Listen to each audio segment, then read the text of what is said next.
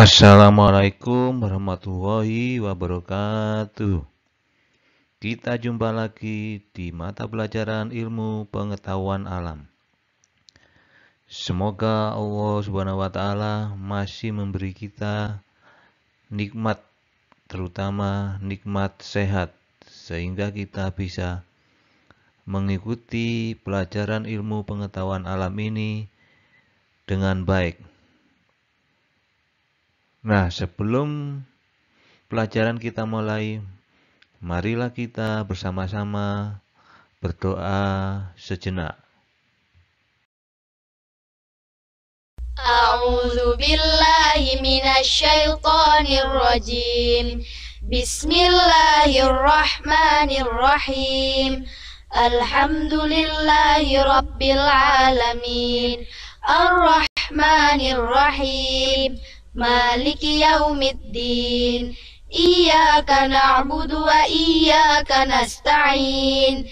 Ihdinas siratal mustaqim. Siratal ladzina an'amta 'alaihim ghairil maghdubi 'alaihim waladdallin. Amin. Raditu billahi rabba wa bil islami dina wa bi sayyidina Muhammadin nabiyyan wa rasula. Rabbi zidni ilma warzuqni fahma. Allahumma faqihni fid din wa 'allimni at-ta'wil bi rahmatika ya alim ya rabbal alamin. Sebelum pelajaran dimulai, tak bosan-bosannya saya mengingatkan kalian untuk tetap menjaga protokol kesehatan, yaitu memakai masker, cuci tangan dengan menggunakan sabun, jaga jarak fisik, dan berperilaku hidup bersih dan sehat.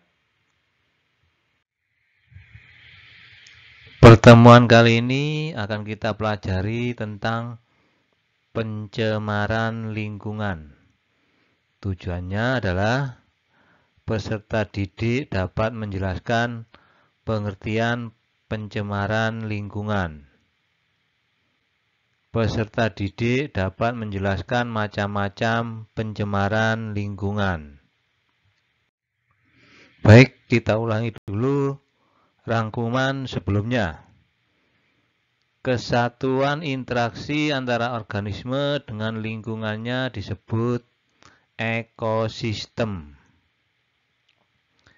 Satuan ekosistem terdiri dari individu, populasi, komunitas, dan ekosistem.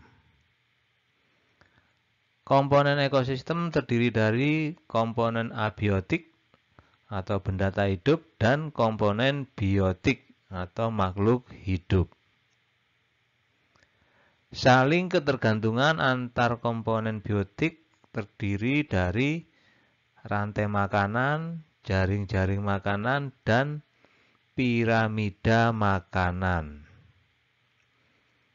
Pola interaksi makhluk hidup terdiri dari predasi, netralisme, kompetisi, simbiosis yang terdiri dari parasitisme, mutualisme, dan komensalisme, serta antibiosis.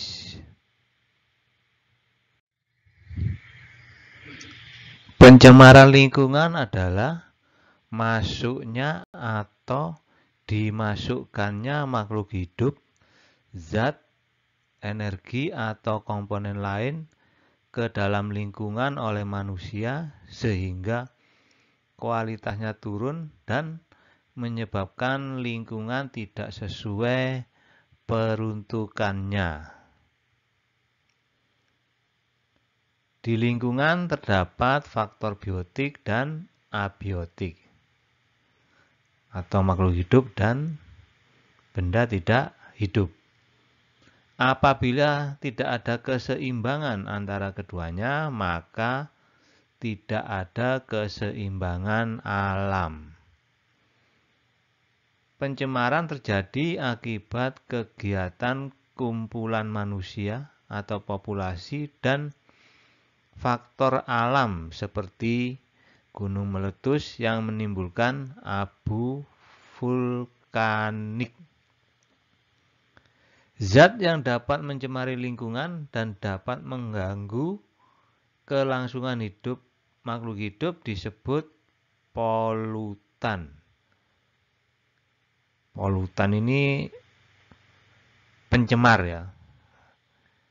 Sesuatu yang dapat menyebabkan pencemaran namanya polutan. Atau penyebab polusi namanya polutan. Nah, polutan dapat berupa zat kimia, debu, suara, radiasi, dan panas. Ciri-ciri polutan, kadarnya melebihi di atas normal atau melebihi ambang batas. Berada pada waktu yang tidak tepat. Berada pada tempat yang tidak semestinya.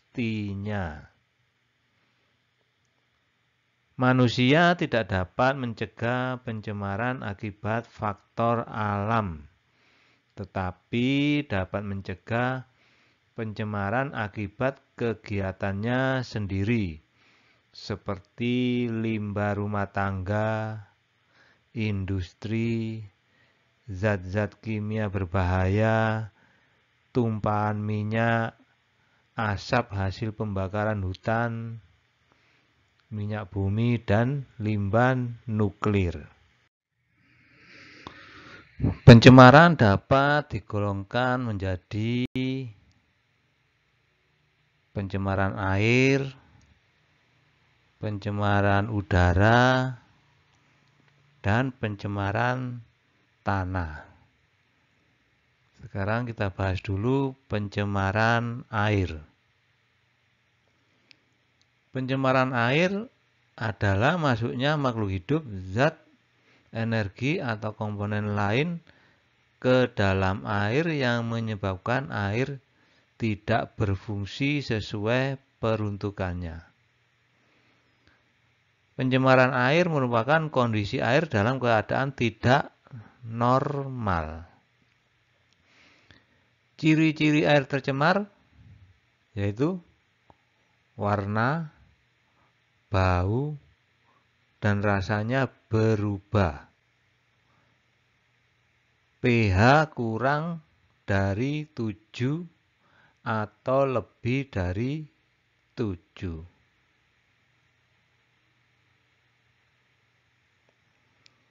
Air dapat tercemar oleh komponen-komponen anorganik seperti logam berat yang berasal dari industri, seperti tekstil, pelapisan logam, cat atau tinta warna, percetakan, bahan agrokimia, dan sebagainya. Kualitas air menentukan kehidupan di perairan laut dan sungai. Apabila perairan tercemar, maka keseimbangan ekosistem di dalamnya pasti terganggu. Penyebab pencemaran air yaitu diantaranya limbah industri. Limbah industri adalah air limbah industri yang mengandung zat berbahaya. Kegiatan industri menghasilkan produk utama yaitu bahan jadi dan produk yang tidak terpakai yaitu limbah. Jenis limbah yang berasal dari hasil industri yaitu yang pertama limbah organik yang bau,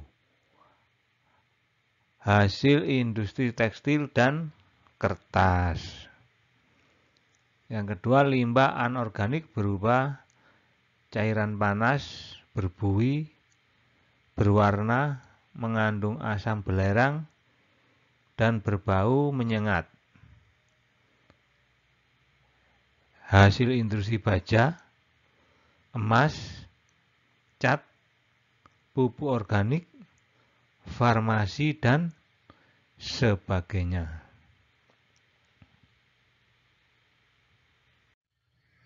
Nah, ini contoh gambar limbah pabrik.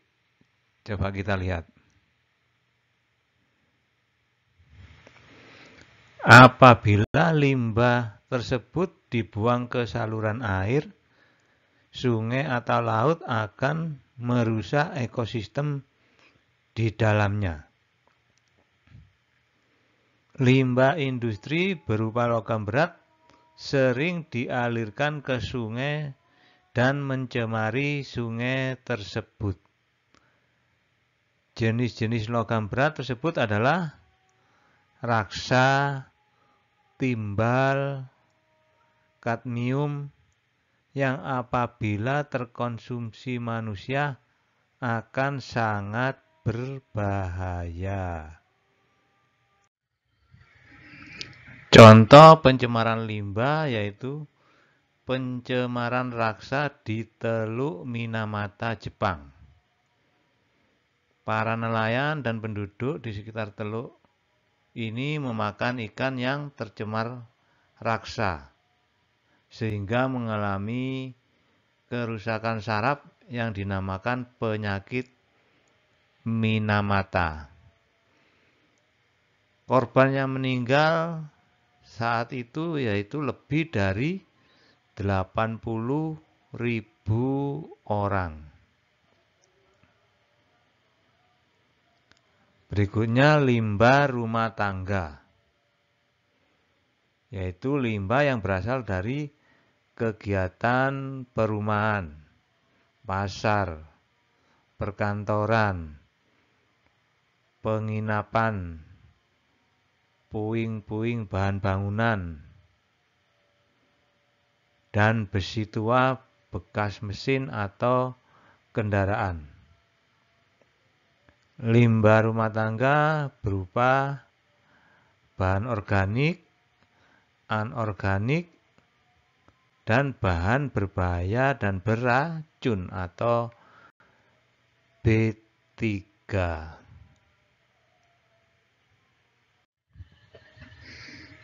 Limbah organik adalah limbah yang dapat diuraikan oleh mikroorganisme.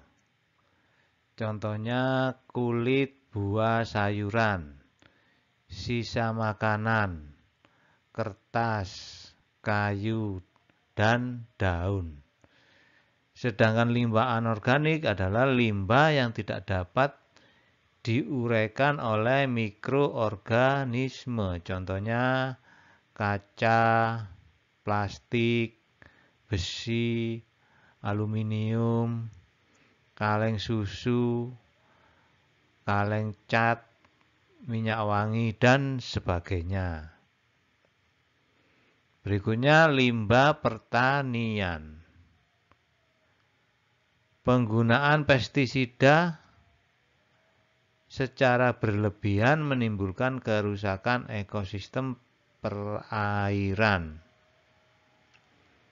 Limbah bahan berbahaya dan beracun timbul akibat adanya kegiatan pertanian.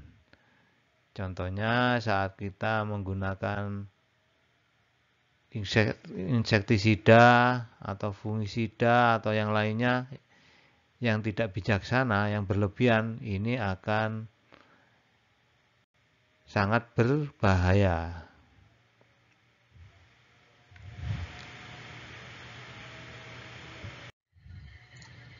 Nah, ini contoh limbah pertanian yang ikut terbawa oleh aliran air. Penggunaan obat-obat pembasmi hama seperti insektisida dan pupuk yang berlebihan dapat menyebabkan suburnya ekosistem perairan, sehingga terjadi blooming algae atau ledakan ganggang di permukaan air.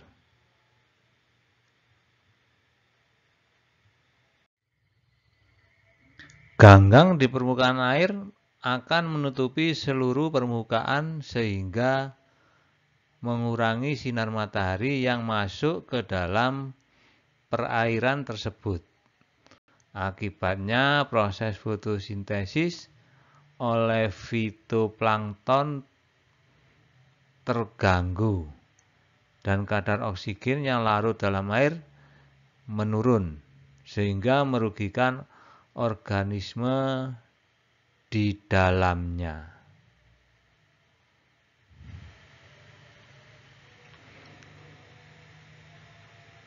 Penurunan kualitas lingkungan. Apabila air tercemar, maka kandungan oksigen di dalamnya berkurang dan mengganggu ekosistem di dalamnya. Apabila ekosistem perairan terganggu, maka menyebabkan kualitas lingkungan akan menurun.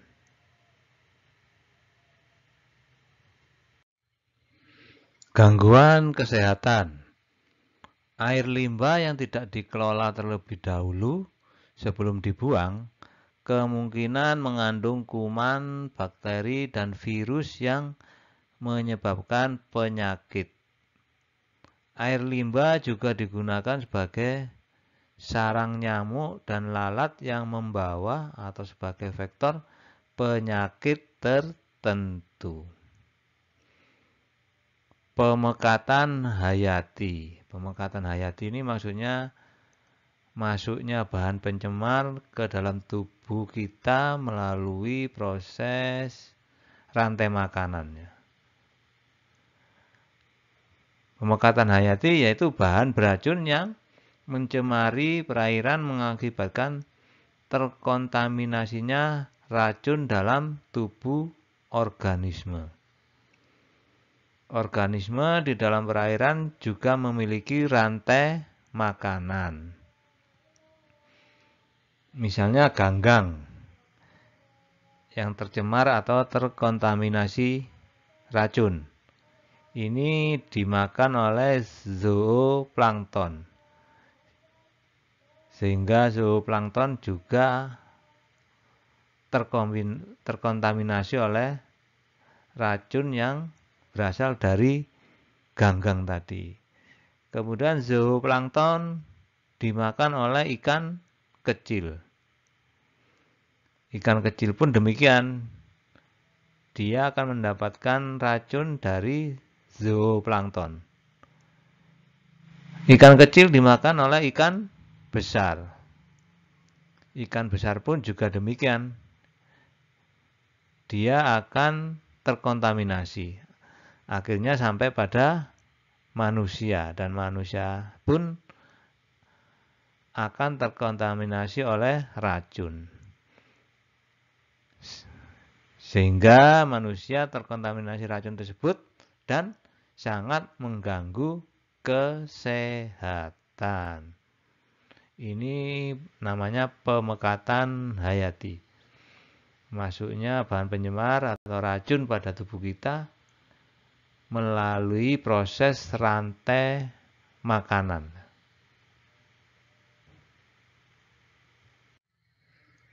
Mengganggu pemandangan.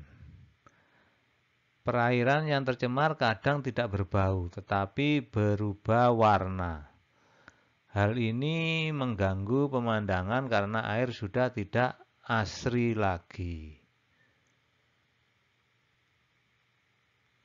Selanjutnya mempercepat proses kerusakan benda. Sebagian air limbah mengandung zat yang dapat diuraikan oleh bakteri anaerob menjadi gas yang dapat merusak seperti H2S atau asam belerang. H2S dapat mempercepat perkaratan pada besi.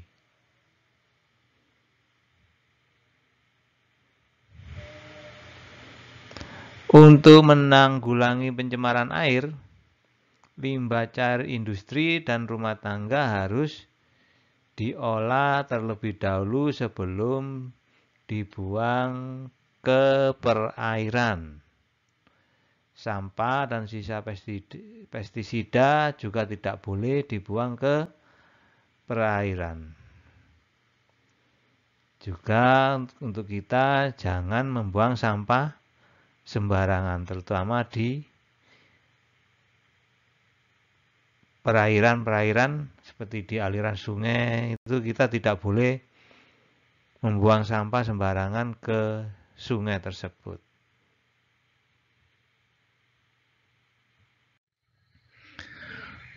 Pengolahan limbah bertujuan untuk menetralkan air dari bahan-bahan tersuspensi dan terapung, menguraikan bahan organik biodegradable, yaitu bahan organik yang dapat terurai oleh aktivitas makhluk hidup, meminimalkan bakteri patogen. Maksudnya bakteri patogen ini bakteri penyebab penyakit ya, serta memerhatikan estetika dan lingkungan. Nah, pertemuan kali ini kita sampai di pencemaran air dulu ya, karena pencemaran udara dan pencemaran tanah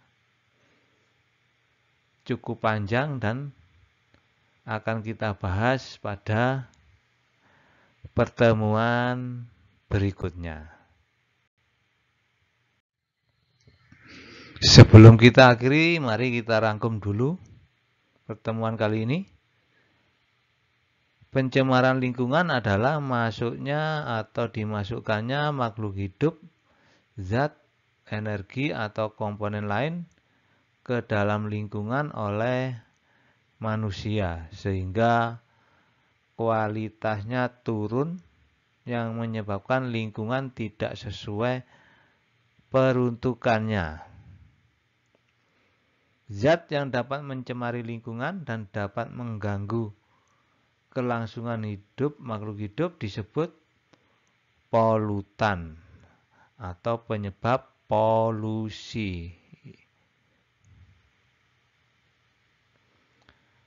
Bahan pencemaran air dapat berasal dari limbah industri, limbah rumah tangga, dan limbah pertanian. Limbah industri, limbah rumah tangga, dan limbah pertanian.